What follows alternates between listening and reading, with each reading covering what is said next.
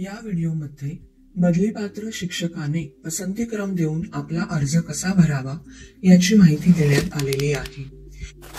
शासन निर्णयातील मुद्दा क्रमांक 1.10 प्रमाणे बदलीस पात्र शिक्षक म्हणजे ज्या शिक्षकांची सर्वसाधारण क्षेत्रात किंवा अवघड क्षेत्रात बदलीसाठी निश्चित धराव्याची सलग सेवा 10 वर्षे पूर्ण झालेली आहे आणि विद्यमान शाळेत सदर शिक्षकाची 5 वर्षे पूर्ण झालेली आहेत असे शिक्षक।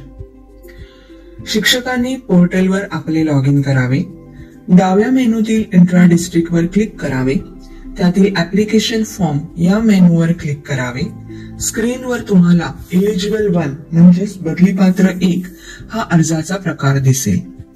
व्ह्यू ऍप्लिकेशन या बटनवर क्लिक केले की तुम्हाला तुमचा अर्ज स्क्रीनवर दिसू लागेल। सर्वात प्रथम तुमचे नाव, शालार्थ क्रमांक व विद्यमान शाळेचा UDIS क्रमांक हे सर्व तपशील पाहता येतील। त्याखाली तुम्हाला 1 युनिट म्हणजेच 1 एकक म्हणून अर्ज भरायचा हा प्रश्न दिसेल। तुम्हाला जर 1 युनिट मधून अर्ज करायचा नसेल तर तुम्ही नो निवडावे, परंतु तुम्हाला 1 एकक म्हणजेच 1 युनिट मधून अर्ज करावयाचा असेल तर तुम्ही यस निवडावे। तुम्ही यस निवडले असता तुम्हाला एक अलर्ट पॉपअप मेसेज स्क्रीनवर दिसू लागेल। पती पत्नी एका शाळेत अथवा 30 किलोमीटर मधील क्षेत्राच्या वेगवेगळ्या शाळेत काम करत असावेत। होय निवडले असता स्क्रीनवर तुम्हाला जोडीदाराचा शालार्थ क्रमांक टाकल्यावर तुमच्या जोडीदाराची माहिती तुम्हाला स्क्रीनवर पाहता येईल। जोडीदाराचे नाव, त्याचा UDIS क्रमांक व त्याच्या शाळेचे नाव स्क्रीनवर पाहता येईल। 1 युनिट भरताना शिक्षकांनी लक्षात घ्यावे की पती पत्नीपैकी ज्या बदलीपात्र शिक्षकाची सेवा ज्येष्ठता अधिक आहे त्यांनीच 1 युनिट म्हणजेच 1 एकक यस करून अर्ज भरावा। 1 युनिट म्हणजेच 1 एकक यस करून अर्ज भरल्यावर शिक्षकाने दिलेल्या पसंती क्रमांप्रमाणे एका शाळेत 2 जागा उपलब्ध असतील तर पती व पत्नी या दोघांचीही त्या ठिकाणी बदलीने नियुक्ती करण्यात येईल। शिक्षकांनी दिलेल्या पसंती क्रमाप्रमाणे एका शाळेत 2 जागा उपलब्ध नसल्यास पसंती क्रमाप्रमाणेच वेगवेगळ्या शाळांमध्ये 2 उपलब्ध जागांवर बदली दिली जाईल। परंतु पसंती क्रमाप्रमाणे एकच जागा उपलब्ध असेल तर फक्त अर्जदाराचीच म्हणजेच बदलीपात्र शिक्षकाची बदली होईल, जोडीदाराची बदली होणार नाही। परंतु जोडीदारही बदलीपात्र शिक्षक असेल तर त्याने 1 युनिट नो करून आपला पसंतीक्रम भरणे आवश्यक आहे।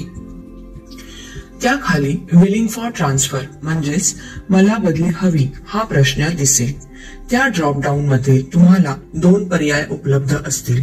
पहिला पर्याय मला बदली हवी असून विनंतीने बदलीसाठी माझा खालील प्राधान्यक्रम विचारात घ्यावा व दुसरा पर्याय मला बदली नको असून प्रशासकीय बाबीमुळे माझी बदली होत असल्यास बदलीने नियुक्तीसाठी माझा खालील प्राधान्यक्रम विचारात घ्यावा। यापैकी तुम्ही कुठलाही पर्याय निवडला तरी तुम्हाला 30 पर्याय अथवा मागील टप्पा पूर्ण झाल्यानंतर रिक्त असलेल्या जागांचा पसंतीक्रम देणे अनिवार्य आहे।